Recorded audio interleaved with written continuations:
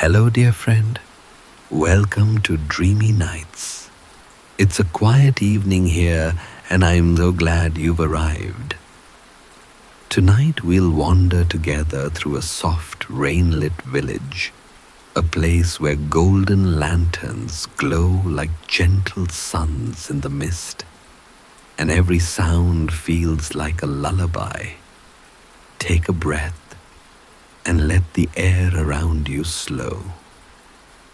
The rain outside is steady and kind, each drop a note in the night's tender melody. When you're ready, we'll step into the story where peace hums like warm light through rain. The rain had begun before the evening bells. It came softly in threads, tracing the edge of rooftops and filling the narrow stone paths with a quiet gleam. Along the veranda of his old wooden house, Elder Joran set down a small tray of teacups and leaned close to light the first lantern of the night. The lantern's glow rose slowly, golden and calm, spilling across the porch floor like honey. Behind him, another flame stirred to life, then another until the soft pulse of light ran along the eaves like a heartbeat. He smiled faintly, the kind of smile that comes not from a thought, but from memory. For as long as anyone could remember, Joran's veranda had been a gathering place when the rain came. People knew they could sit beneath its wide awning, sheltered and dry, listening as the old man's voice wove gentle stories through the patter of rain. Tonight, though, the village seemed quieter than usual. The rain carried a hush that reached even the nearby hills, blurring their outlines in soft veils of silver gray. Joran lifted his cup, inhaling the faint scent of chamomile and wet wood. Steam curled upward, mingling with the drifting incense that burned slowly beside him, sandalwood and cedar, chosen not for ceremony, but for their calm. The sound of footsteps came down the path, slow, careful, unhurried. A pair of neighbors appeared through the mist. Mira, the potter's apprentice, with a shawl draped over her hair, and little Ren, the baker's grandson, carrying a small bundle of sesame rolls still warm from the oven. They greeted the elder softly and settled near the low wooden table. No words of introduction were needed. Rain had a way of gathering people without reason. Joran poured tea for them both, his hands steady despite the years. The rain, he said in a tone that seemed half whisper, half thought, always finds its own story to tell. Mira smiled, tracing a fingertip along the rim of her cup. "And you find the rest of it," she murmured. He chuckled, a quiet sound more breath than laughter, and nodded toward the lanterns swaying at the edge of the roof.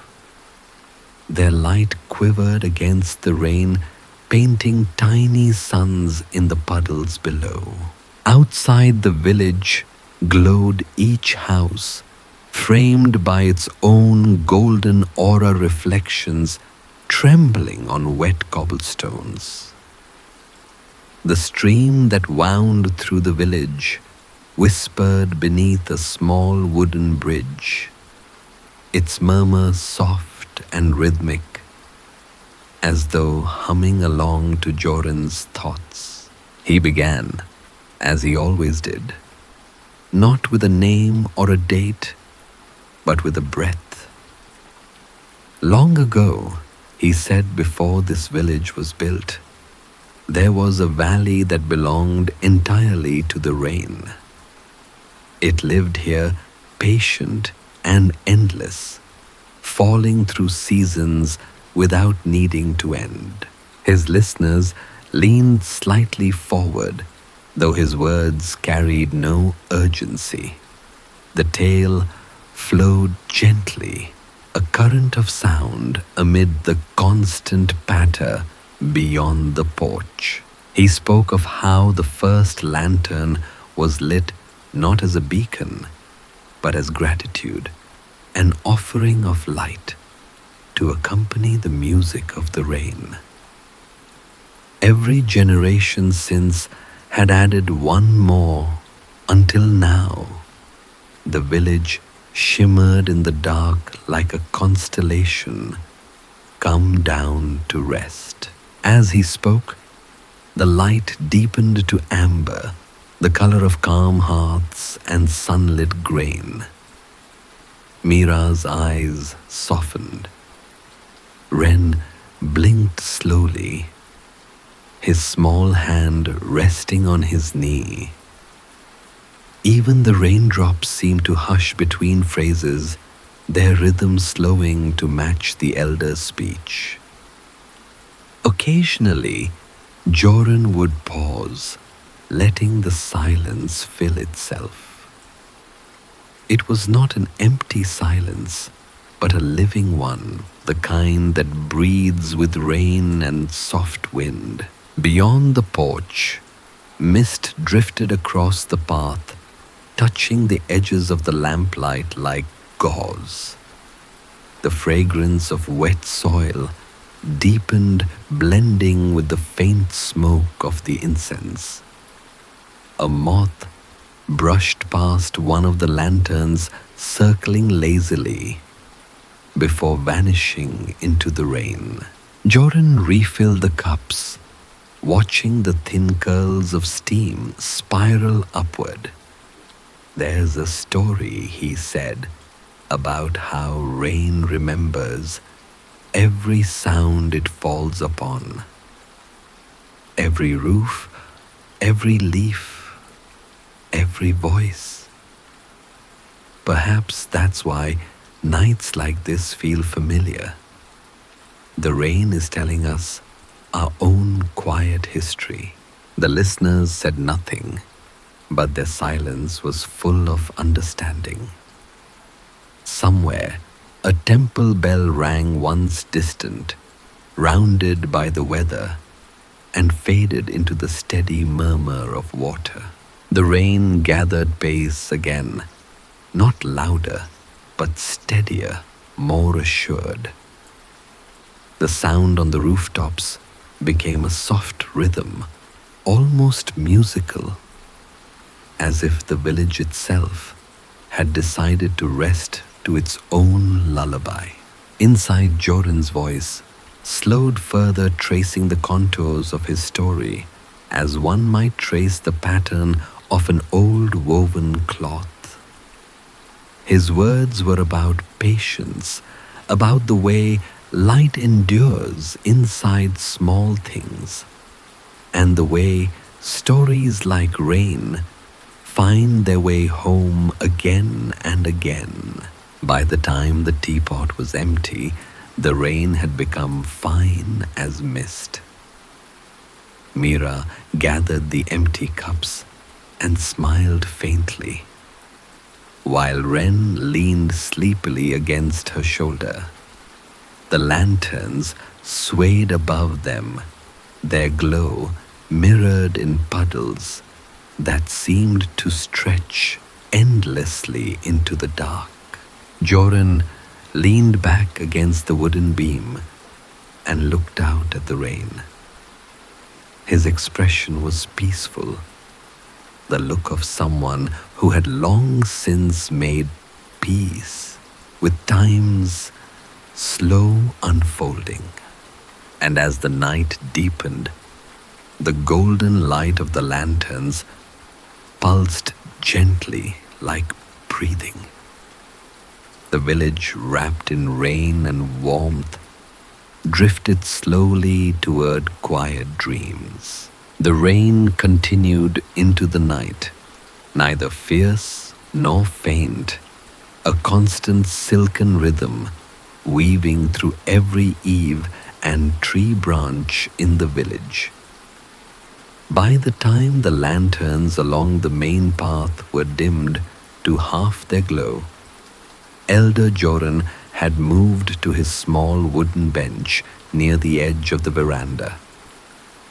There the view stretched just far enough to see the soft shimmer of puddles pooling beneath the lanterns, and the mist that hovered low across the cobblestones.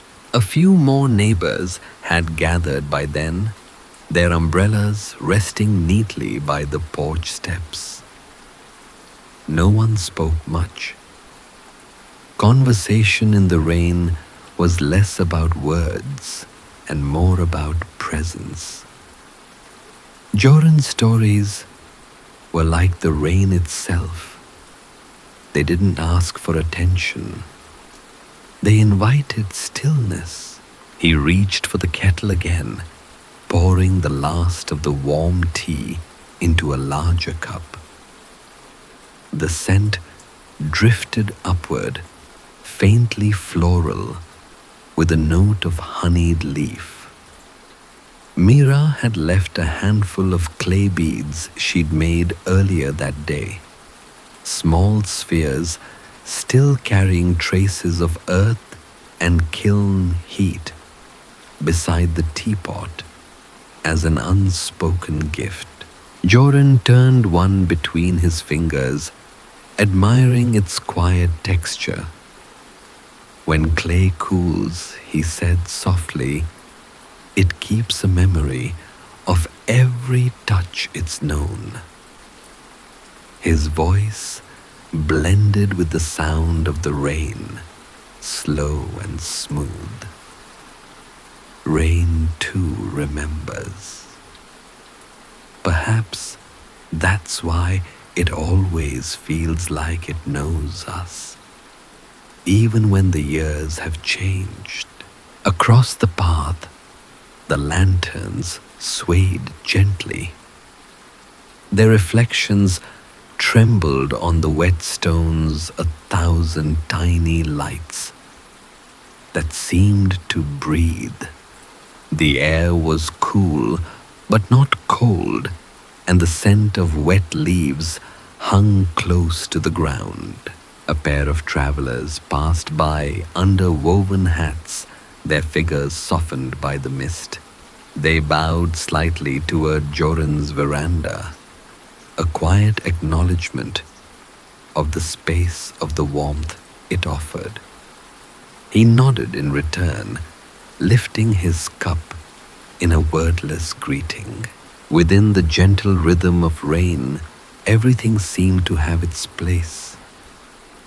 The sound of water slipping from bamboo gutters, the faint creak of wood, as the veranda settled, the soft rustle of robes as someone shifted in their seat.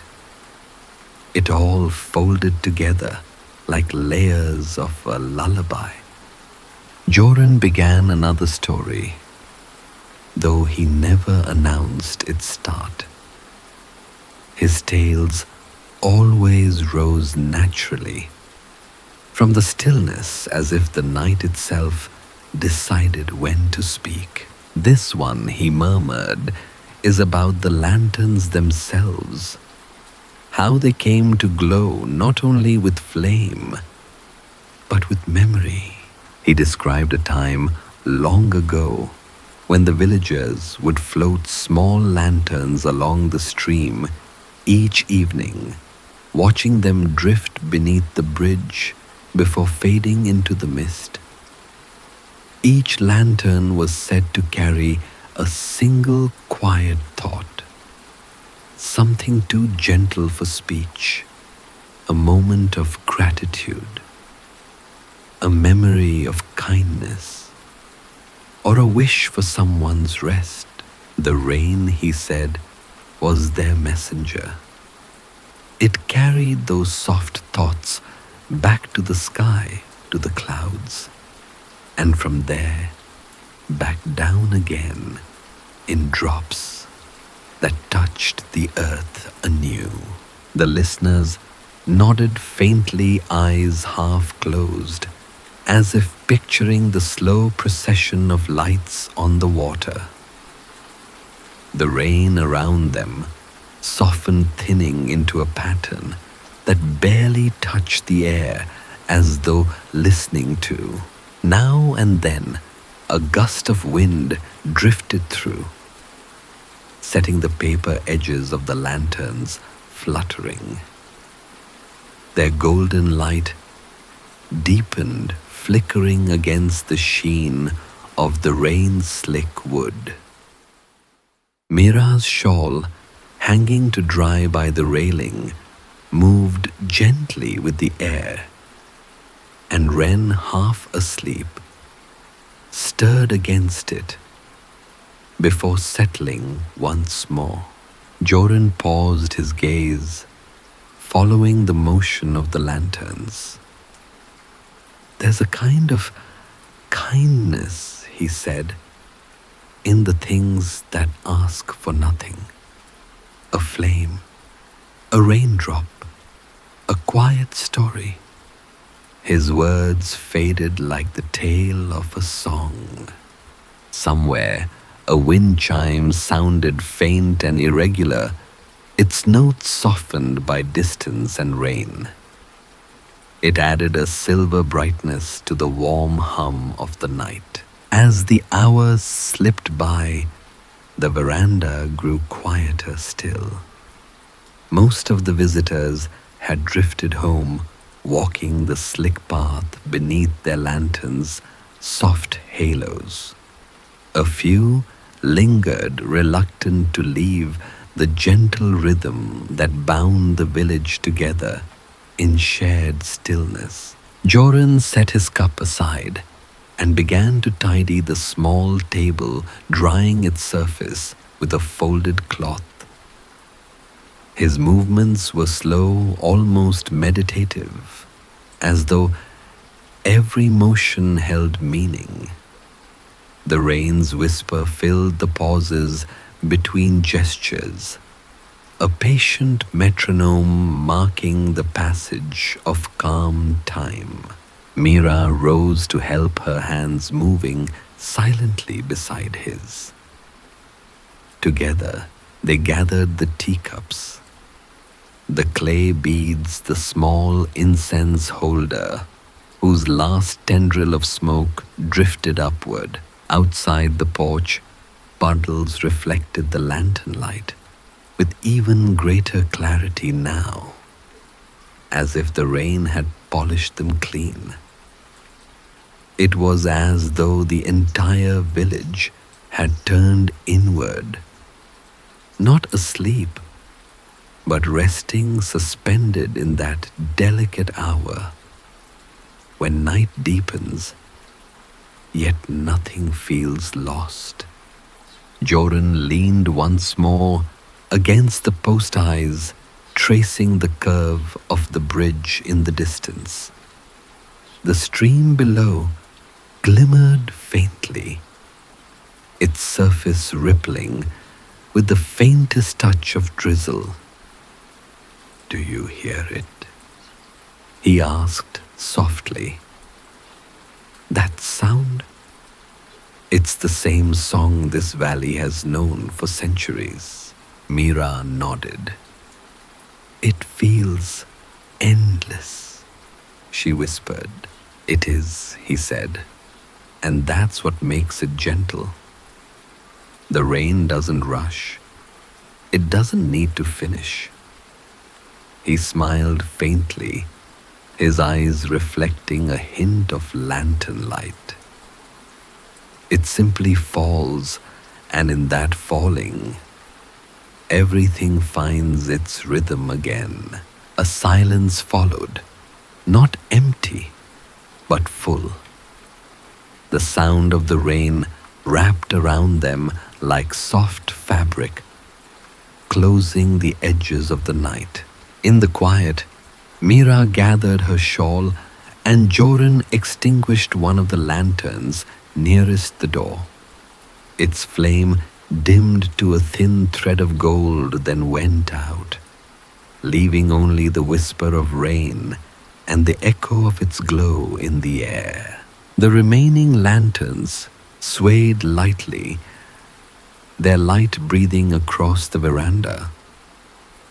A single drop slipped from the roof and landed in a puddle below, sending ripples outward, smooth, unhurried, endlessly widening. And within those circles of reflection, the night seemed to hum softly, like the final note of a song not yet forgotten. The rain did not stop, nor did it need to. By the next hour, it had softened into a fine whisper, the kind that barely touched the ground, brushing leaves and rooftops, with a sound so delicate it seemed to exist only between breaths.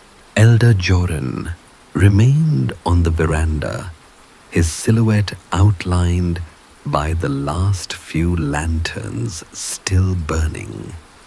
Their light cast long, slow-moving reflections across the floorboards, glimmering faintly with every flicker.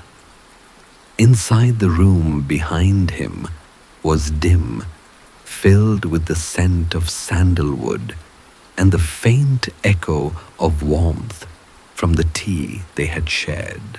The village had grown hushed. From time to time, a shutter creaked gently in the distance, or the call of a night bird trembled through the mist before fading again. Each sound was brief, contained, yet somehow part of the same peaceful whole. Joran watched the small stream beneath the bridge as it wound through the village silver under the lanterns, then lost itself into the hills. His gaze was soft, steady. He often looked that way when he was thinking, or rather when he was remembering. For Joran's stories were never inventions. They were recollections shaped by time, softened by the quiet patience of listening. Behind him, the paper scrolls on his wall moved slightly in the breeze. They held the brushstrokes of verses he'd written long ago, reflections on stillness, on the turning of seasons, on the slow beauty of ordinary evenings.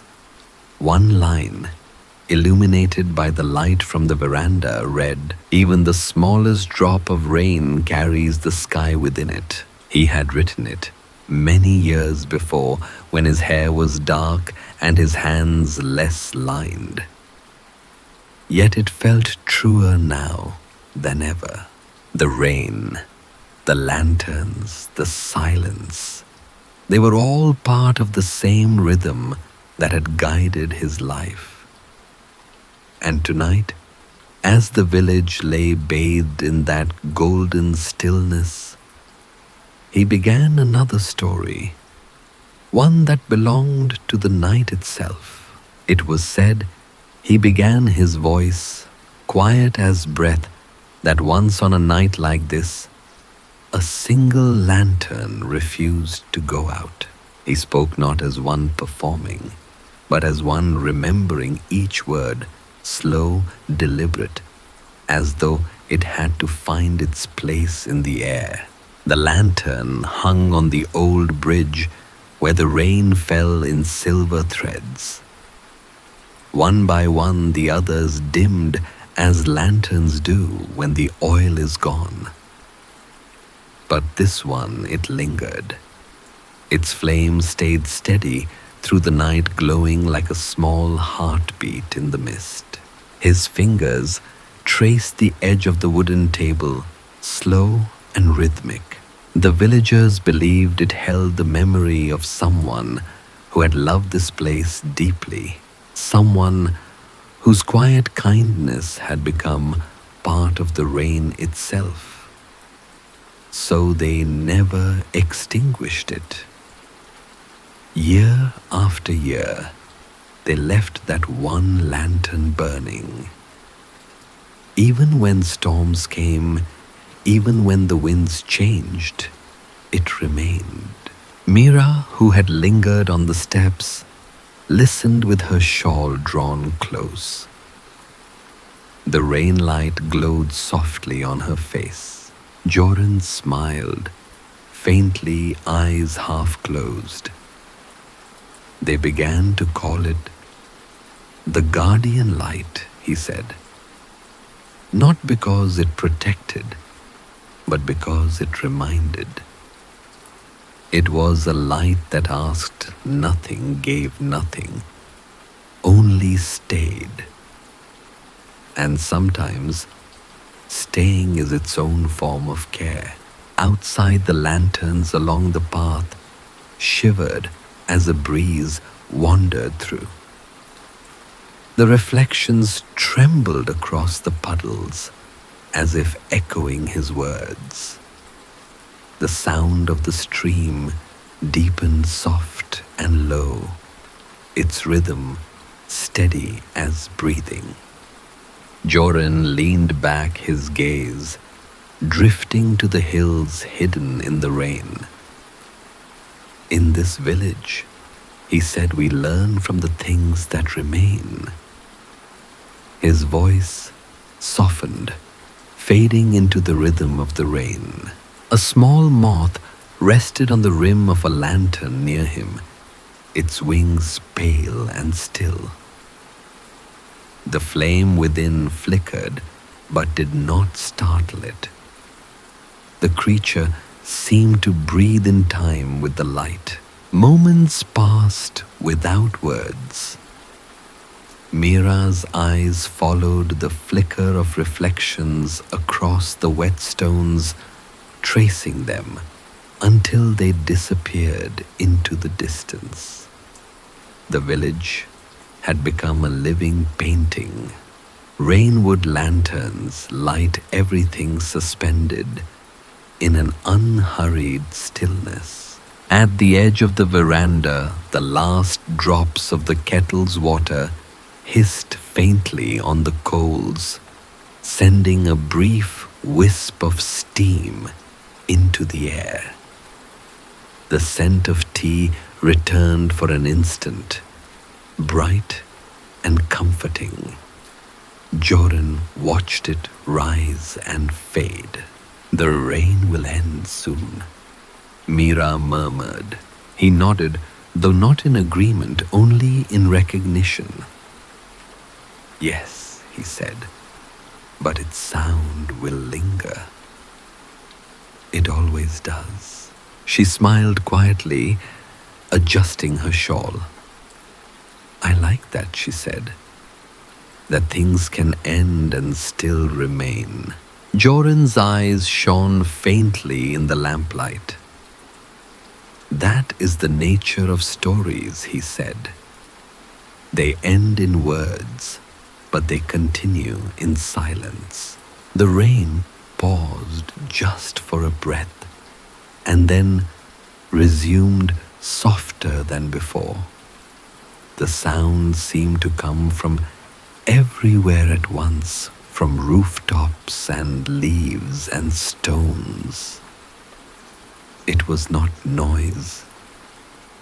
It was presence. Slowly, the elder rose, stretching his back, and reached for the small broom by the doorway.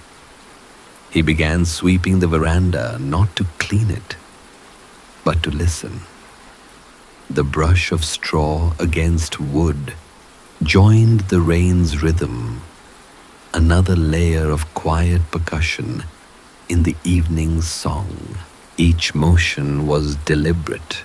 The slow arc of his arm, the pause before each sweep, the faint patter of water droplets falling from the eaves.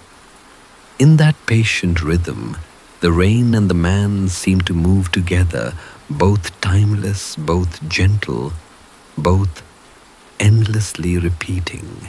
When he finished, he leaned the broom back against the wall and sat once more.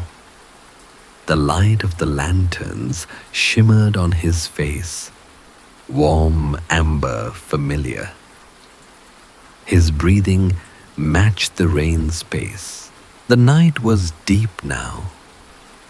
Beyond the bridge, the hills were little more than outlines in the mist. The sound of water filled every space, wrapping the village in a gentle, boundless calm.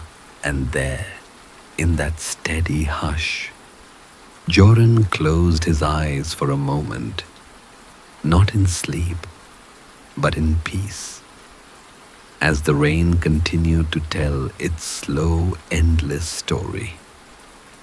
The night deepened, though the distinction between hours blurred softly, as if time itself had grown drowsy under the steady breath of rain. In the quiet village, every lantern shimmered with patient warmth, their reflections dancing faintly across the stone paths and the surface of the winding stream. Inside Elder Joran's home, the wooden floor gleamed with that same golden light, interrupted only by the occasional shadow of a drifting moth or the gentle sway of a curtain moved by wind. The rain had lessened to a fine drizzle, a silken mist that touched everything without weight. It made the world look softened, as though edges had dissolved into one another, rooftops into sky clouds, into water lanterns, into memory. Elder Joran sat once more beside his low table, an old woven blanket resting over his knees.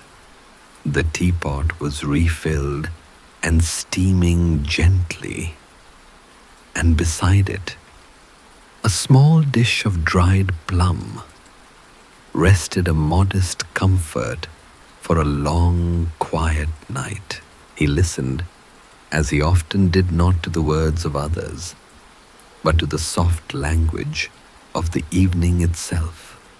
The way the rain tapped lightly against bamboo gutters, the way the air hummed faintly as it passed through the narrow lanes, the faint crackle of the candle's wick as it burned low.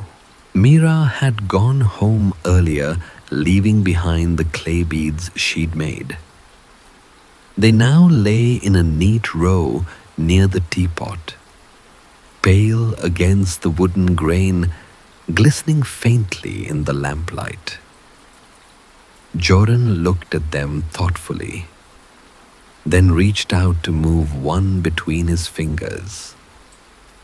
The cool smoothness was grounding the same texture, he thought, as river stones worn down by time and patience. The world teaches in small textures, he murmured, though no one was there to hear. Stone teaches stillness. Water teaches return. He smiled faintly to himself and sipped his tea, its warmth spreading gently through his hands. From outside came the faint rhythm of footsteps, soft, measured, unhurried. Someone was walking beneath the rain, perhaps returning from a neighbor's porch or from the temple at the edge of the village. The sound faded and reappeared, passing like a gentle phrase between pauses. Joran found the rhythm comforting the reminder that even in stillness, there were others awake within the same night. The rain was their shared companion, connecting one home to the next, carrying the same sound from lantern to lantern, roof to roof.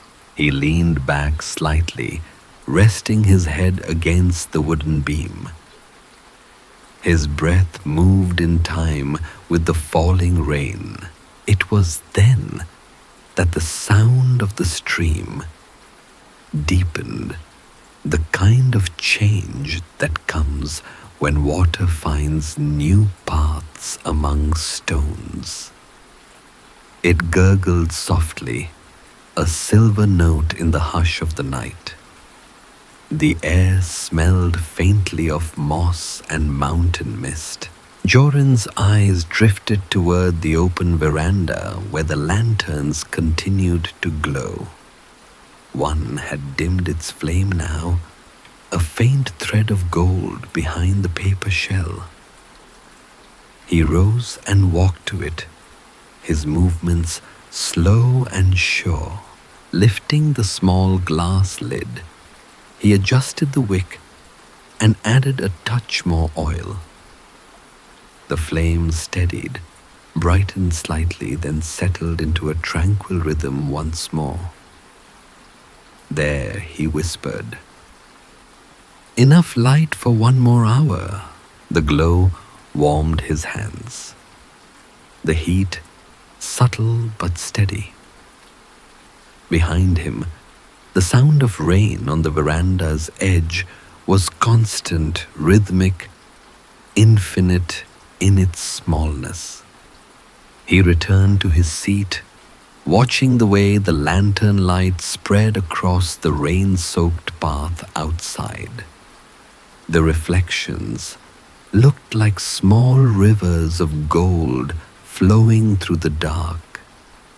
Each droplet that fell onto the puddles sent ripples through that light, reminding him of how easily beauty could move. How even the gentlest touch could reshape the quiet. He remembered suddenly an old saying his teacher once told him, "Rain teaches us how to listen to what doesn't ask to be heard." He thought of that now and smiled. The rain, he realized, was never only sound. It was a reminder of patience. Every drop fell without demand, without hurry, without expectation. Together they became rhythm, reflection, music. He took a slow sip of tea and watched the mist curl across the bridge outside. The hills were nearly invisible now, washed into the same silvery haze as the sky. Only the steady pulse of lanterns remained their glow, marking the gentle line between earth and air. Somewhere down the lane, a dog shifted in its sleep, sighing softly. The rain tapped its roof with a lullaby steady enough to dream by. Joran turned slightly, looking at the scrolls again, their ink strokes glimmering faintly in the dim light. He reached for a brush and a small dish of ink, its surface smooth and dark as the night beyond. Slowly, he dipped the brush and drew a single character on a new strip of paper. It was the character for quietude. He lifted it carefully, watching how the ink's sheen caught the lantern light. It was simple, balanced calm. Placing it beside the others, he let the air dry it naturally. The faint scent of ink joining the fragrance of sandalwood and tea. A slow breath escaped him, not a sigh. but the sound of ease. Outside, the rain thinned further each drop, now a whisper against the earth. The lanterns flickered less, their flames settling into steady halos. The world felt lighter, as though something had exhaled. Joran stood and stepped out onto the veranda, feeling the faint mist against his skin. The air was cool, damp, and filled with the gentle perfume of wet cedar. He walked to the railing and rested his hands upon it, gazing at the long stretch of the village below each home, glowing like a small star amid the dark. For a long while he simply stood there. The scene before him was so familiar, yet it felt renewed by the rain, the roofs, the stream, the winding paths lined with lanterns, each shimmering faintly under the fading drizzle.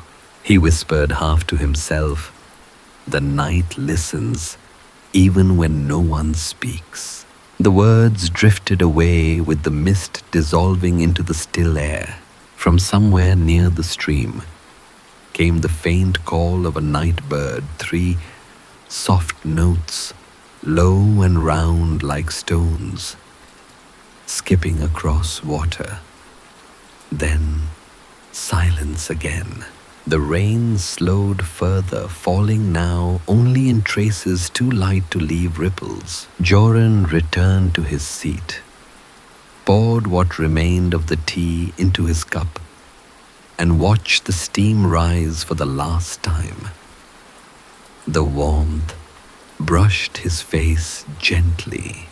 Soon he knew dawn would begin to color the mist.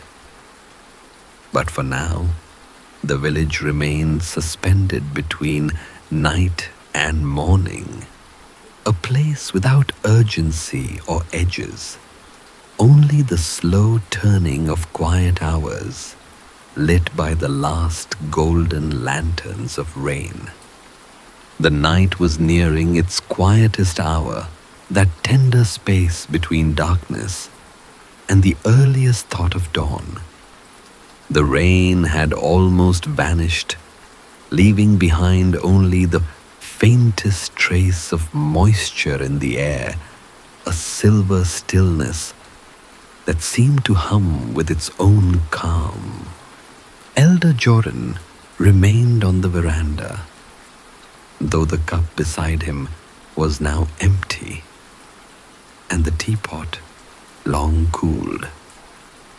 The blanket rested loosely across his lap, and in the soft lantern light, he appeared not tired, but deeply at ease, as if his very presence had become part of the stillness around him. The village slept. From every porch and doorway, the lanterns glowed softly, their flames now low and steady, their reflections trembling faintly across the wet stone paths. The rain had polished everything, the roofs, the railings, the wooden doors, until each surface shone like quiet gold. Beyond the village, the stream murmured gently, its sound deeper now that the rain had eased. It wound its way toward the forest, where the first light of dawn would soon touch the treetops. Inside Joran's room felt warm, despite the cool air. The scent of sandalwood lingered, mingling with the soft aroma of damp earth that drifted in through the open doorway. He could hear the faint creak of wood as the house settled, a familiar sound that always came in the hours before morning. He reached for the clay beads Mira had left earlier, running his thumb slowly over their smooth curves. In their texture, he felt something simple and grounding. The quiet persistence of hands shaping earth into meaning. The lantern nearest him flickered once, its flame catching a soft draft, and he leaned forward to steady the glass. The light held firm, brightening just slightly, casting a golden shimmer along the low table. It was then that he noticed the fine mist gathering again at the edge of the veranda, curling upward like the faint breath of the hills. He watched it rise, pale and soft, filling the garden beyond with a dreamlike haze. The air smelled faintly of pine and water. From somewhere close by came the gentle rustle of bamboo leaves brushing one another in slow rhythm. "Rain ends," he murmured, "but the sound remains in everything it's touched." He folded his hands in his lap and listened not for words, but for the subtle echoes that linger when the world has quieted completely. It was there, the soft drip of water from the roof, the hush of distant currents, the low hum of still air. For a moment, Joran closed his eyes. Behind his lids, the light of the lanterns became a gentle gold wash, as if the night itself had found rest in color. He began to speak again, though this time it was less a story than a reflection, words flowing from the same quiet rhythm that held the rain. "There's a kind of wisdom," he said softly, "in how water moves. It doesn't rush to arrive. It simply finds where it's meant to be." He smiled faintly, remembering the small stream that had wound through his childhood home, how he used to follow its curve through fields of long grass, how the sunlight would shimmer on its surface like laughter.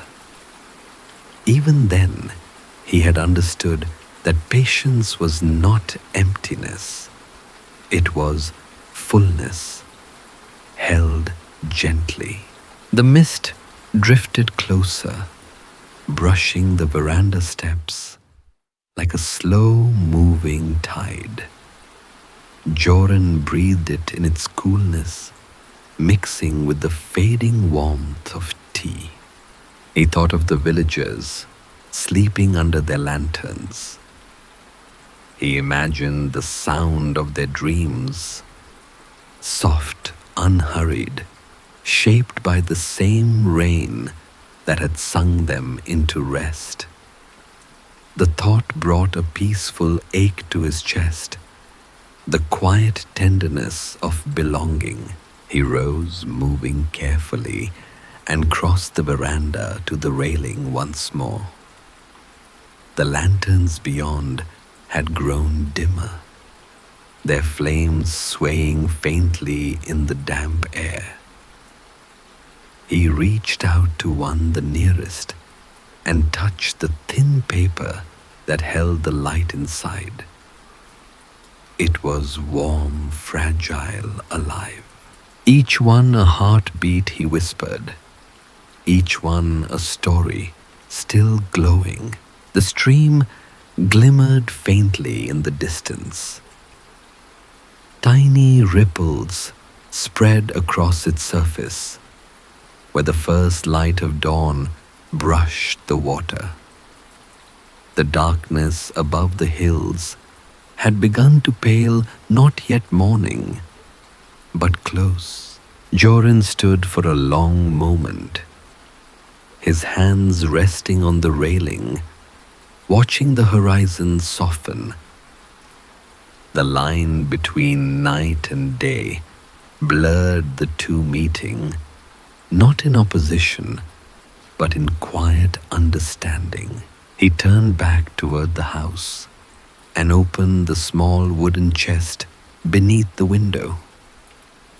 Inside were rows of folded cloth, a bundle of brushes, and a small lantern, unlike the others, one made of fine glass, trimmed with faint patterns of silver leaf. He lifted it carefully and set it on the veranda rail. This was the lantern of dawn used rarely, only when the rain and night met as peacefully as they had tonight. It was said that lighting it before sunrise invited calm into the new day, not as a wish, but as a remembrance of stillness. He poured a measure of oil into its base and struck the flame. The light caught slowly blooming from within, like a soft sigh. Its glow was different, cooler, gentler, almost pearlescent. The silver tracery along its edge shimmered, as if the rain itself had left its reflection there. The flame rose steady and clear. In its light, the mist took on faint hues of gold and ivory. The village below seemed to stir in its sleep, the faint suggestion of morning coloring its edges. Joran watched as the first bird sang a single note, pure and low. Then another answered further off. The sounds were delicate, scattered through the soft veil of mist, each one falling into place like drops of light. He whispered quietly, "Even dawn moves slowly here." The air carried his words away, dissolving them into silence. He smiled, the kind of smile that arrives not from joy, but from peace, and sat once more on the veranda facing the slow light that grew at the edge of the sky. His eyes half closed, he listened as the village breathed with him, the faint drip of water, the distant song of waking birds, the low hum of life returning after rain. All of it soft, all of it one. And there, beneath the last glow of the golden lanterns, the night bowed gently toward morning, not ending, but transforming one calm note into another.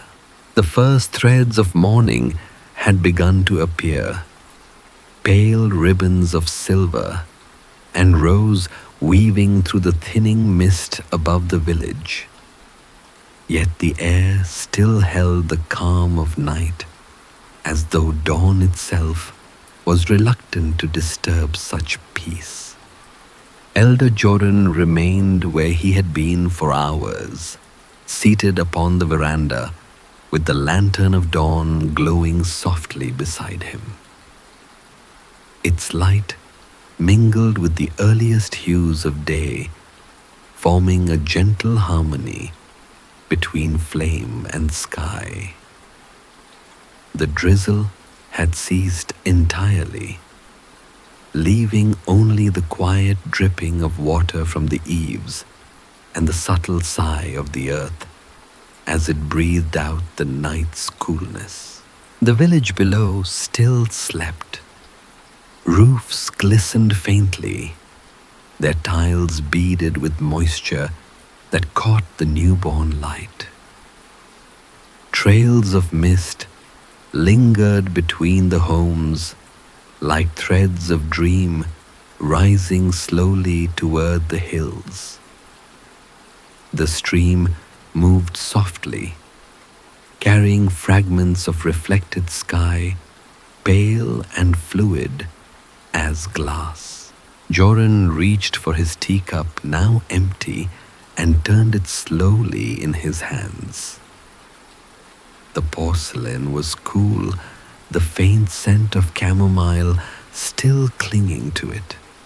He smiled, remembering the warmth that had filled it just hours ago, and thought of how everything, even quiet, carried traces of what came before.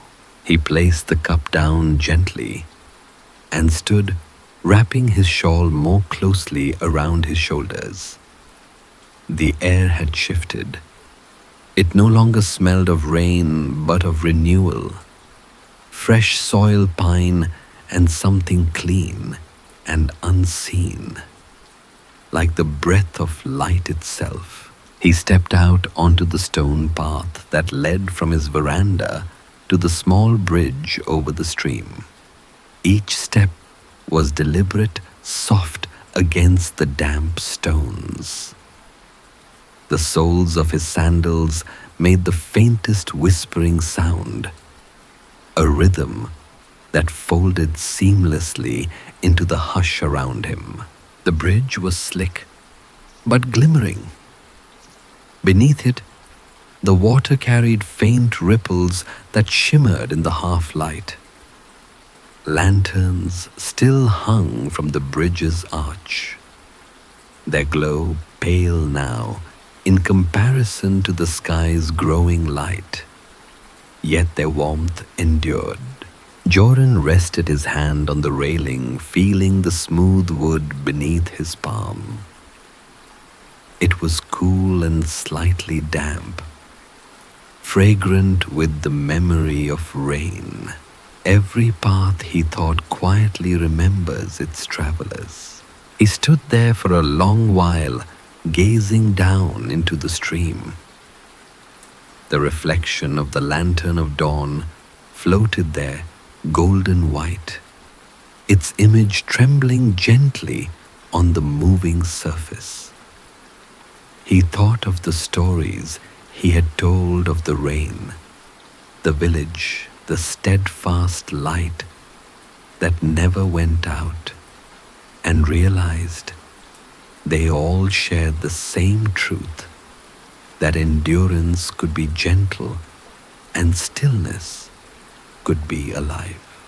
Behind him, the village began to stir. A door creaked open, releasing a faint curl of smoke from a kitchen hearth. The smell of warm grain and early firewood drifted through the mist. Somewhere, a wooden bucket was lowered into a well. A voice called softly to a nearby neighbor. Morning had begun. Joran smiled. The rhythm of life was returning, yet it felt unhurried, guided by the same peace the night had given. He turned and made his way back toward his veranda. Along the way, he paused by the row of lanterns that still glowed faintly in the morning air. One by one, he extinguished them, moving slowly, letting the moment linger. Each flame went out with a soft sigh, a puff of smoke curling upward into the dawn. When he reached the last lantern, the one closest to his door, he hesitated. Its glow was faint but steady, a golden heartbeat in the pale air. He watched it for a while, then spoke softly. "Thank you." With a gentle breath, he blew the flame out. The paper shell darkened slightly, and the smoke rose in a thin, graceful line, dissolving almost instantly into the morning. The absence of light felt peaceful, not empty, as though the lantern's warmth had simply joined the air. Inside his home was dim but warm.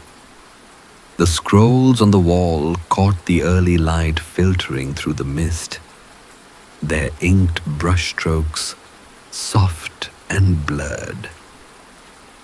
The new character quietude had dried completely. It shone faintly deep and calm like still water. Joran set about tidying the space with slow precision. He gathered the tea set folded, the blanket straightened the cushions. Each action carried its own rhythm, its own care. When he finished, he lit a single stick of sandalwood incense and placed it near the window. The smoke rose in thin spirals, weaving upward until it met the light from outside. He sat once more beside the open door and let his gaze wander across the village. The mist was lifting now, revealing more of the hills. Soft green slopes beaded with dew. Birds flitted from branch to branch, their movements slow, unhurried, as if mindful not to disturb the calm. He found himself thinking of Mira, of Wren, of all those who had come to listen to stories through the years. Each face, each quiet smile had been a lantern of its own small lights, illuminating the long, steady passage of nights like this. He whispered to the empty room, every listener becomes part of the story. The words settled into the stillness, finding no need for echo. Outside, a gentle breeze moved through the village, carrying with it the faint scent of damp earth and incense. It slipped beneath the eaves and through the open door, brushing against Joran's face. He closed his eyes, letting it pass. When he opened them again, the lantern of dawn still glowed faintly on the veranda rail, though the sunlight had begun to touch it. The silver leaf along its glass caught the new light and scattered it gently across the floor. Joran rose once more and stepped out to retrieve it. He held the lantern in both hands, its surface warm from the flame. Lifting it carefully, he looked into the soft, fading glow within. "You've done your part," he said, voice little more than a breath. "Now rest." He extinguished it with a quiet turn of the lid. The light went out slowly, leaving a faint after-image of gold on the glass.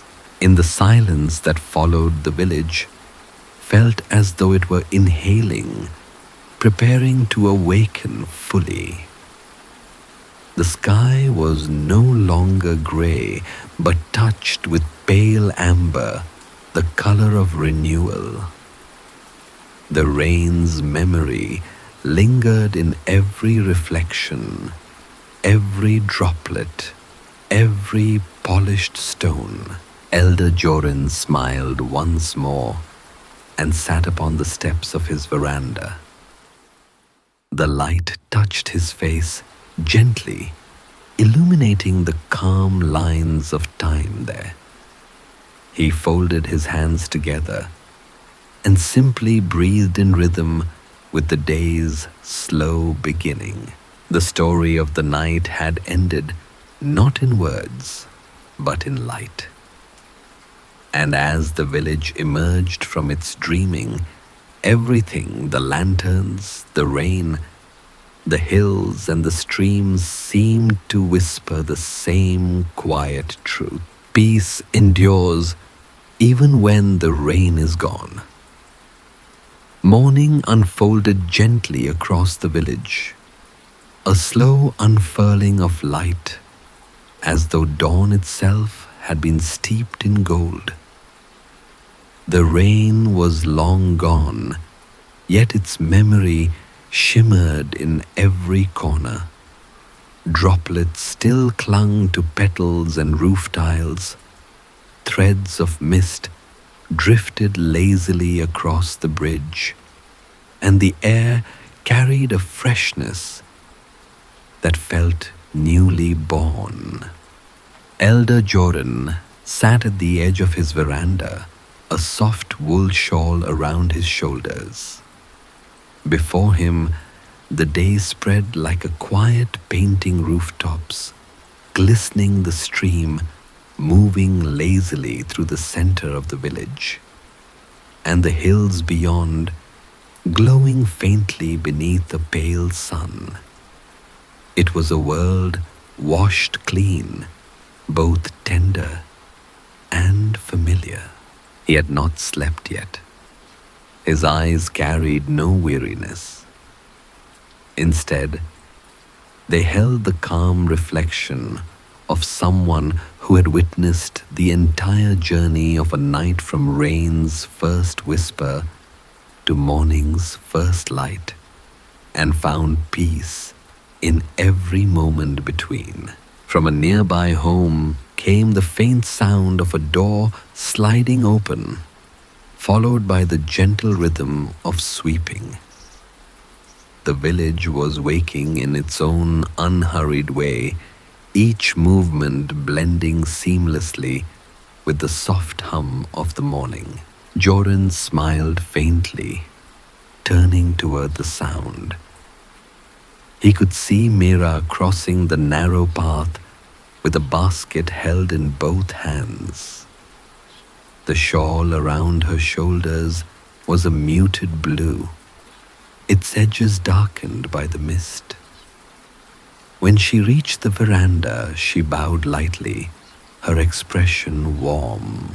"Good morning, Elder," she said, her voice soft as the air. "Good morning, Mira," he replied, his tone gentle, as if greeting not just her, but the day itself.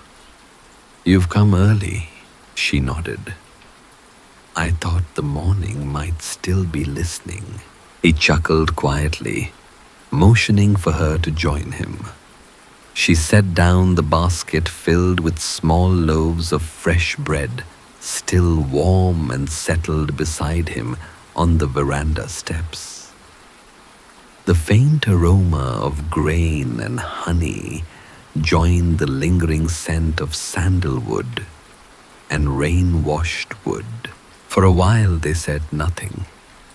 The sound of the stream and the distant chatter of sparrows filled the silence naturally. Jordan took one of the loaves, broke it carefully, and offered half to her. They ate in companionable quiet, watching as the sunlight slowly strengthened, turning from silver to pale gold.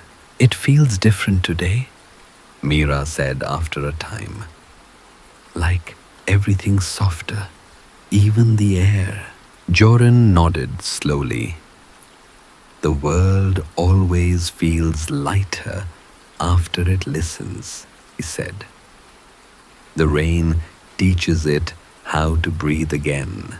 She smiled, tucking a stray strand of hair behind her ear.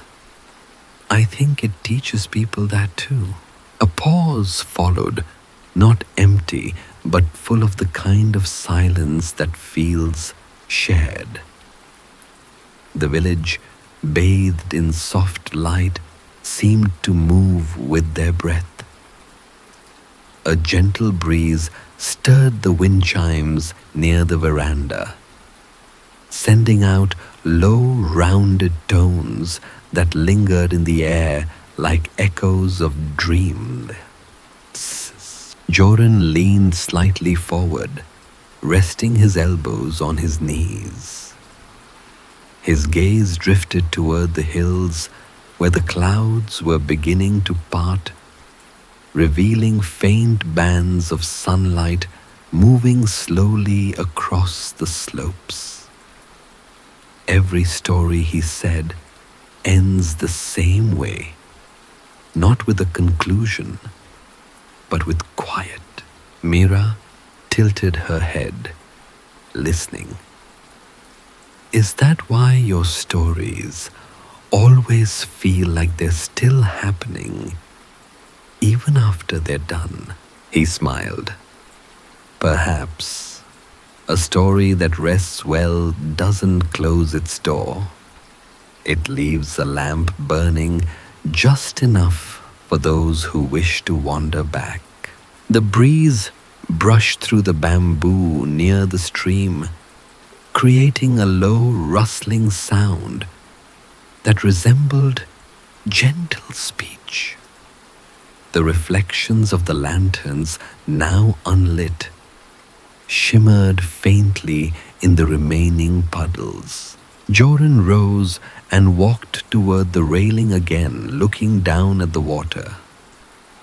Its surface glowed softly under the growing light, carrying fragments of leaf and sky. This stream, he said, has been telling the same story since before I was born. Yet every time it rains, it finds new words. Mira joined him, her hands folded loosely before her. Do you ever tire of the same sounds? She asked. Never, he replied. Repetition is just the world remembering itself.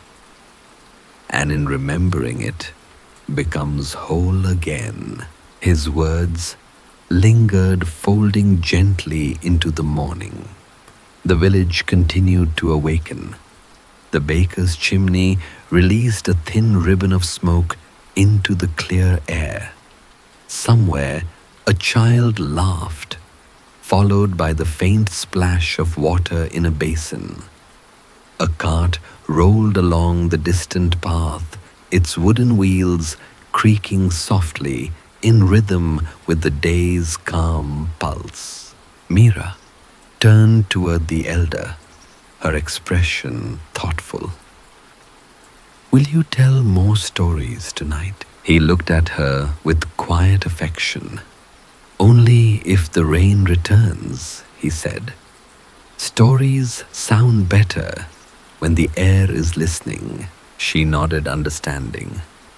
Then I'll hope for rain, but gently. He chuckled again, the sound warm and rounded. That's the only kind of hope worth keeping.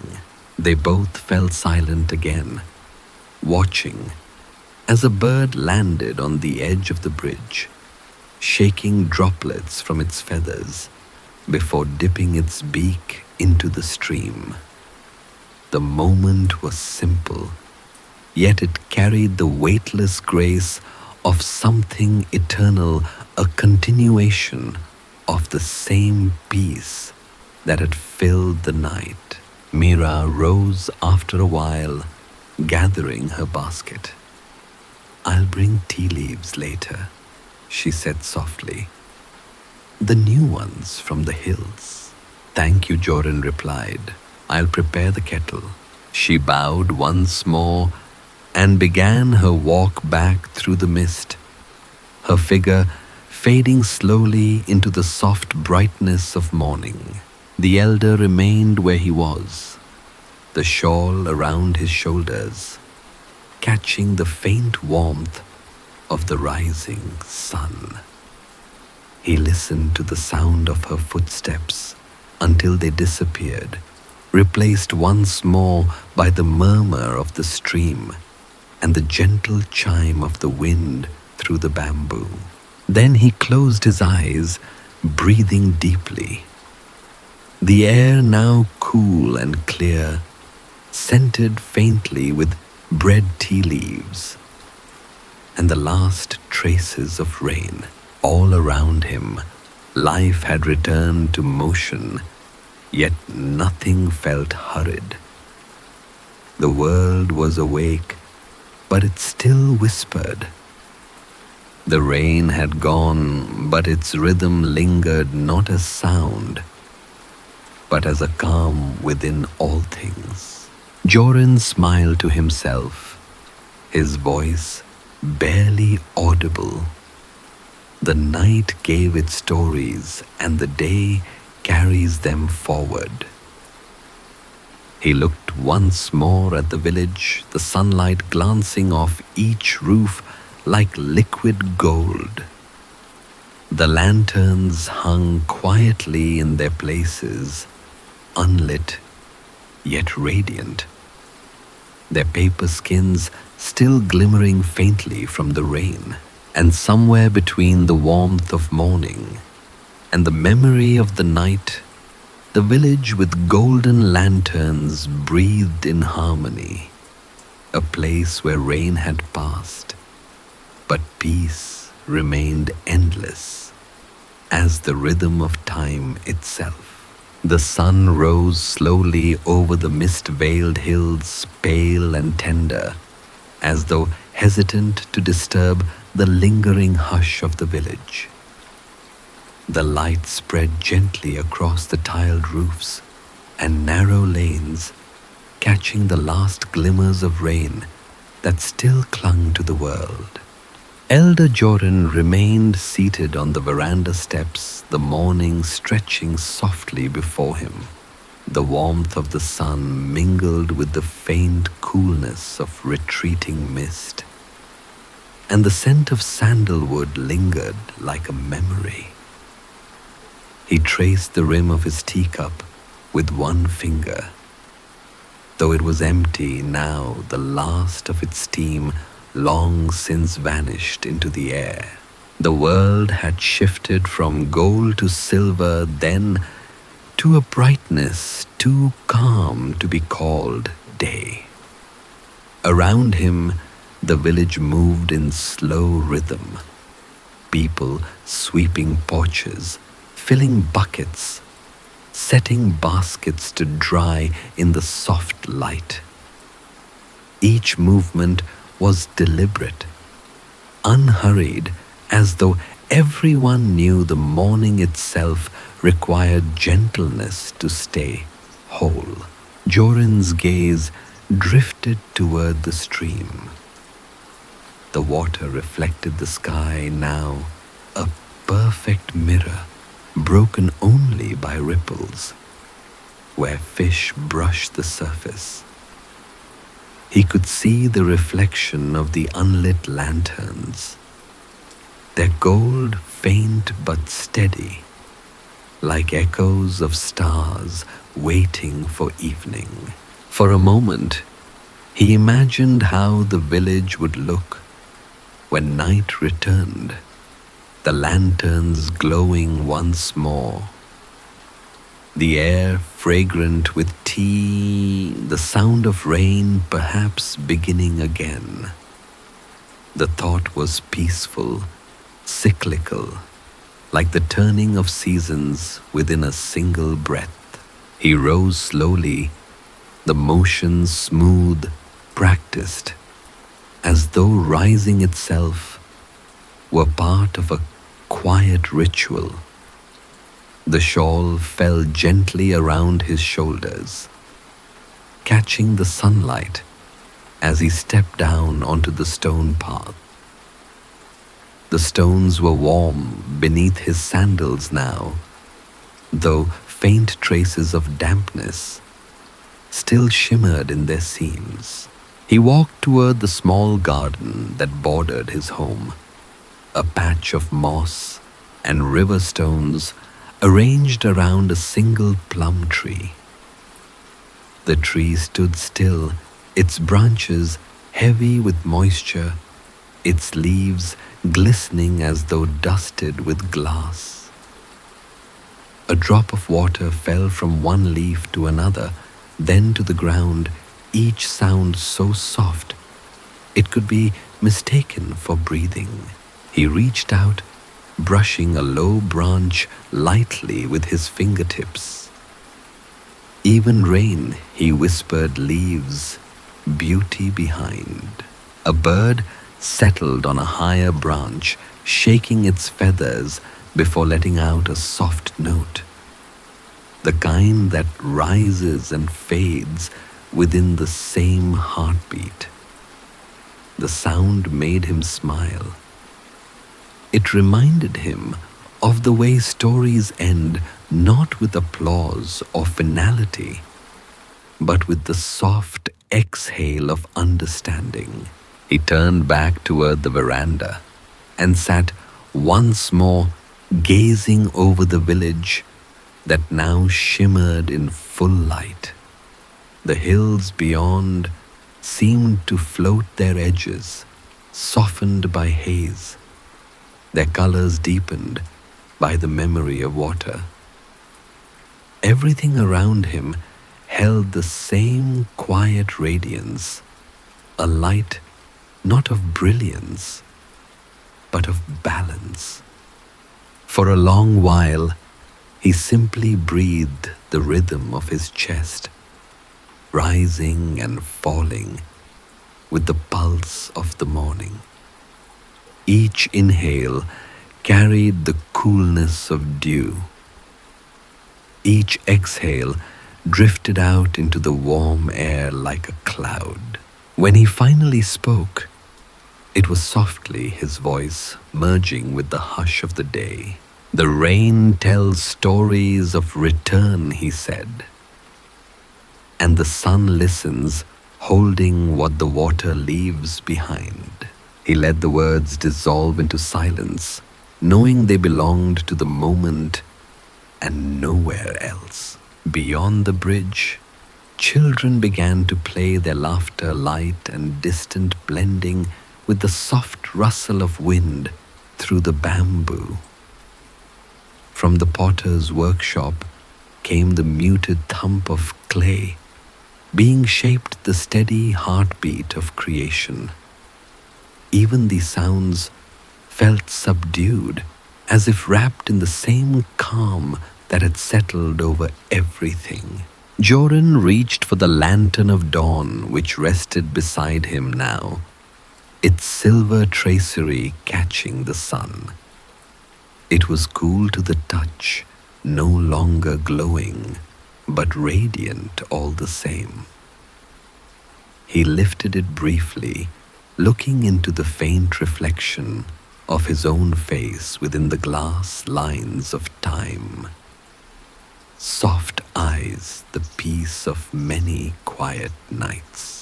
He thought of all the evenings he had spent telling stories under rainlight voices, gathered close, the rhythm of drops against wood, the way listeners breathed slower as the stories unfolded.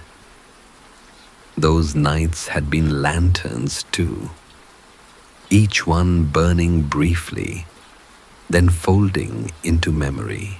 Every night, he murmured, is a story that finds its way back to the dawn. He set the lantern gently back upon the veranda rail, letting it catch the sunlight once more. A soft wind drifted through the open space, carrying the scent of jasmine from a nearby garden. It brushed across his hair, lifted the corner of his shawl, and passed onward, winding through the village with invisible grace. The bells of the small temple on the far hill began to sound deep, mellow, resonant. The tones rolled through the valley slow and even, marking the passage of another quiet morning. The sound merged with the murmur of the stream and the faint chatter of waking birds forming a melody that felt as ancient as the rain itself. Joran listened, eyes half closed, and felt something within him settle not as an ending, but as a resting. The kind of rest that comes when nothing more needs to be said, when the story and the silence have become the same. He whispered almost inaudibly, "Peace doesn't leave. It only changes shape." The wind carried his words away, scattering them like petals into the sunlight. He watched them go, smiling faintly, and then returned his gaze to the hills.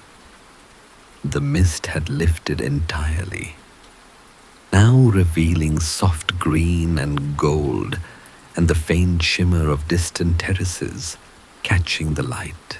The world had awakened fully, yet it remained serene, the kind of serenity that feels earned, not given. Elder Joran stood once more, bowing his head slightly toward the stream, toward the village, toward the open sky. It was not a gesture of farewell, but of gratitude to the rain, to the night, to the gentle hours that had shaped the quiet heart of the dawn. He stepped back inside, leaving the door open so the morning light could follow him. The scrolls on the wall glowed faintly in that light, their brushstrokes alive once more. The one that read quietude caught his eye, and for a moment it seemed to shimmer as though breathing. The air within the house was cool, fragrant with incense and sunlight. He sat down, folded his hands in his lap, and let the stillness surround him completely. Outside, the village moved with tranquil rhythm. The last of the rainwater trickled through the gutters. Birds traced arcs through the light. The stream continued its soft conversation with the stones, and in every sound, the memory of the rain remained not as longing, but as presence. By the time the morning ripened into day, the village, with golden lanterns, had become, once again, what it always was, a place of quiet continuance, where each drop, each flame, each breath carried the same simple truth, that peace once found need never be sought again. The lanterns hung still, waiting for night to return. The world glowed softly, timelessly, as if it too had learned to rest. And so the story, like the rain, did not end. It simply drifted onward, whispering through the light. Das ist es.